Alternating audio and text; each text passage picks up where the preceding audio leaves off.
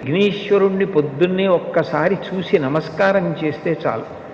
అది లోకంలో ఎక్కడా లేని విశేషం.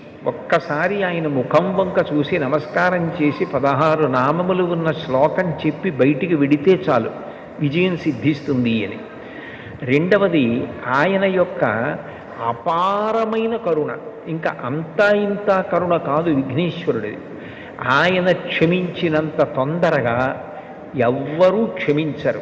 మీరు చూడండి, అందరికన్నా ఎక్కువగా మరిచిపోయే లక్షణం ఎవరికి ఉంటుంది అంటే పిల్లల యందు ఉంటుంది.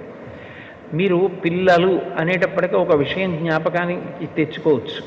పెద్దవాళ్ళు ఏదైనా తింటున్నారనుకోండి, ఎవరో పెద్దలు వచ్చారు ఇంటికి, ఇంట్లో భోజనమో ఫలహారమో చేస్తున్న పెద్ద ఆయన ఆ పళ్ళెం పట్టుకునో లేకపోతే చేతిలో ఏ ఉండ్రాయో కుడుమో పట్టుకుని తింటూ వీధిలోకి వెళ్ళి స్వాగతం పలకడం, ఆ పళ్ళెం లోపల పెట్టి తాను పెడతాడు.